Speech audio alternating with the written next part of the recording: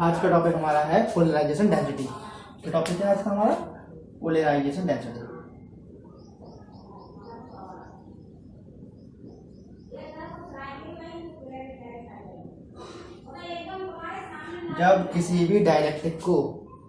जब भी हम किसी डाइलेक्ट्रिक को एक्सटर्नल इलेक्ट्रिक फील्ड में रखते हैं तो उसके अंदर एक डाइपोल मोमेंट डेवलप हो जाता है। जैसे मैंने कहा कोई भी डाइलेक्ट्रिक है, इस डाइलेक्ट्रिक को कोई डाइलेक्ट्रिक हमारे पास है, इस डाइलेक्ट्रिक को मैंने क्या करा, किसी भी इलेक्ट्रिक फील्ड के अंदर रख दिया।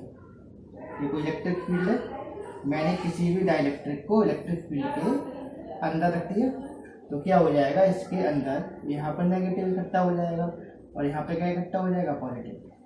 तो इसके अंदर क्या है, नेगेटिव पॉजिटिव लग गया, इसका मतलब इसके अंदर क्या बन जाएगा, एक डाइपोल मूवमेंट बन जाएगा। ठीक है, क्या बन जाएगा, एक डाइपोल मूवमेंट क्या हो जाएगा, डेवलप हो जाएगा। यहाँ नेगेटिव, यहाँ पर पॉजिटिव, इस तरीके से हो जाते हैं। यहाँ पर पॉजिटिव और यहाँ पर नेगेटिव, इस तरीके से, यहाँ नेगेटिव यहाँ पॉजिटिव, इस तरीके से बताया था ना। जब भी हम क्या हो गया, अब इसके अंदर डाइपोल मूवमेंट डेवलप हो गया, क्या हो गया, डाइपोल मूवमेंट डेवलप हो गया माइनस से प्लस की तरफ, इस तरीके से हो गया। इसका भी डाइपोल मूवमेंट हो गया इधर के लिए। तो जब भी हम किसी डाइलेक्ट्रिक को एक्सटर्नल इलेक्ट्रिक फील्ड में रखते हैं तो उसके अंदर, डाइलेक्ट्रिक के अंदर एक डाइपोल मूवमेंट डेवलप हो जाता है। इसे क्या डाइपोल मूवमेंट क्या होता है, डेवलप हो जाता है। तो क्या होती है पोलराइजेशन डेंसिटी, देखिए तो पोलराइजेशन डेंसिटी होती है, इसे पी से लिखते हैं और इसका मतलब है कि जो dipole movement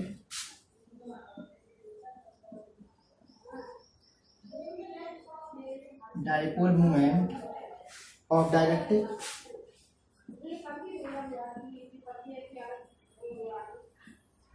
upon volume of dielectric,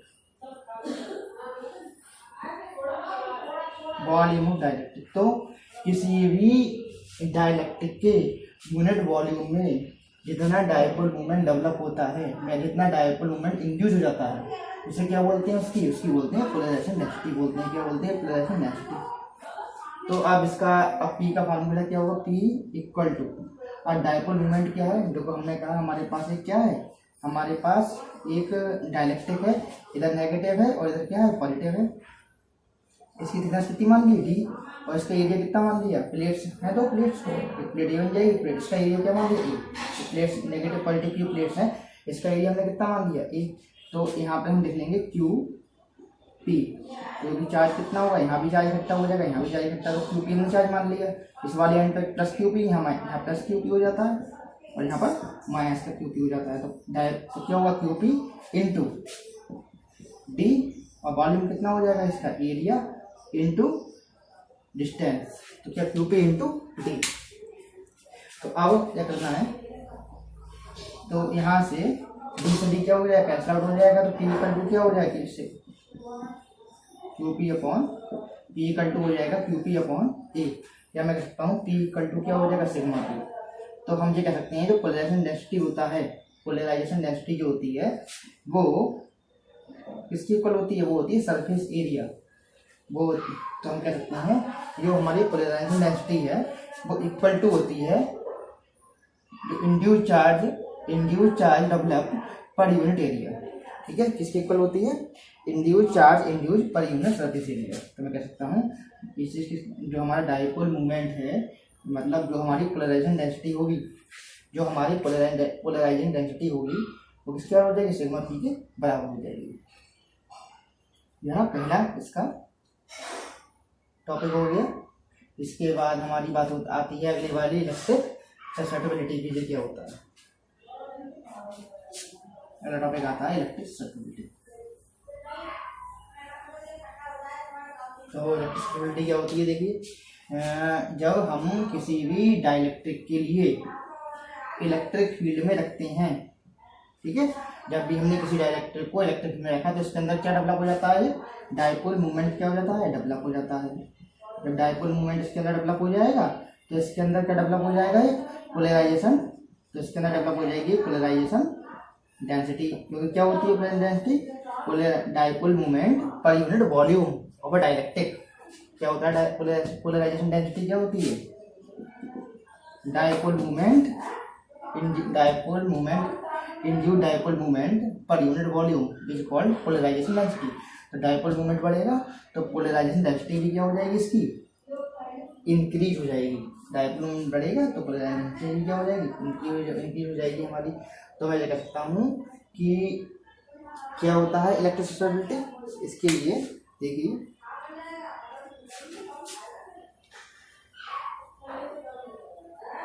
कि जब मैं इलेक्ट्रिक फील्ड को बढ़ाऊंगा तो अगला टॉपिक हमारा आता है इलेक्ट्रिक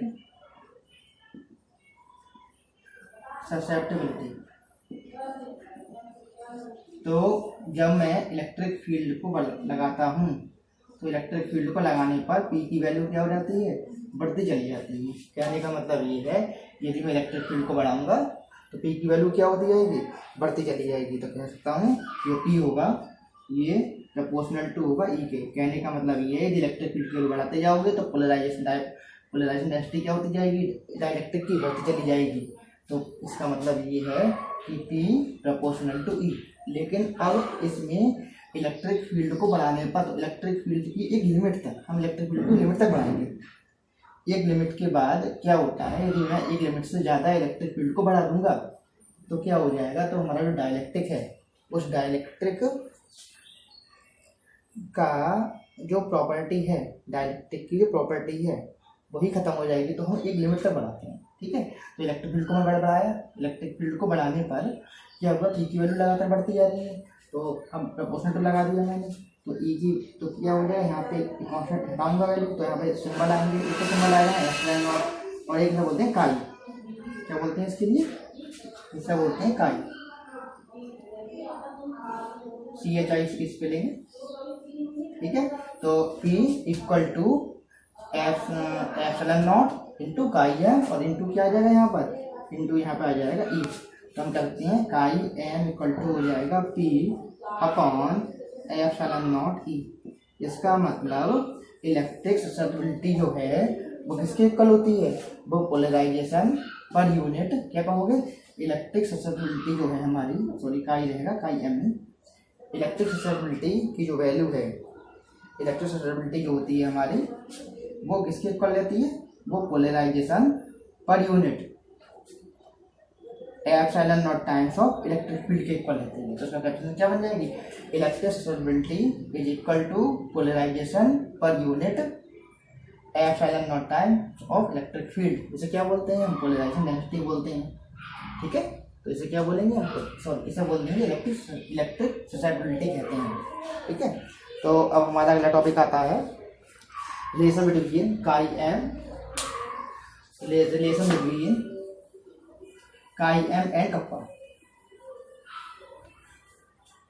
रिलेशन बिटवीन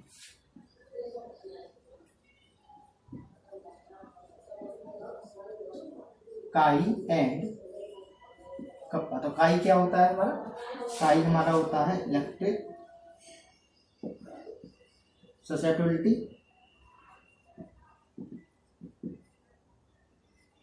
और ये सिंबल होता है हमारा डाइलेक्ट्रिक कांस्टेंट,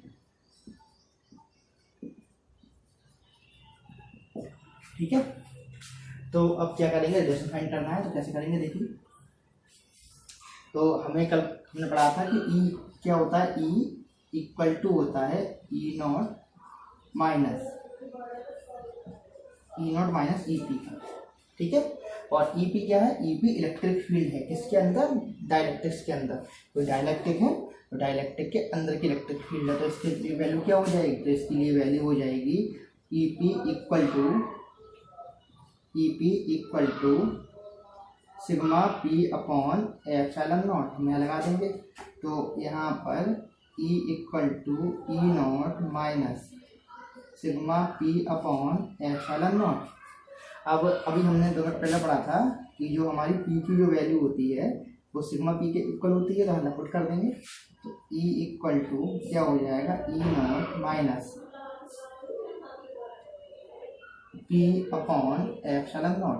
तो अभी हमने एक फार्मूला पढ़ा था काई का, तो काई का फार्मूला क्या आया था? काई का फार्मूला था पी अपॉन एप्सिलॉन नॉट ई। तो यहाँ से पी की वैल्यू कितनी हो जाएगी? पी की वैल्यू यहाँ हो जाएगी एप्सिलॉन नॉट ई इंटू काई, ये लगा देंगे value. E equal to E naught minus epsilon not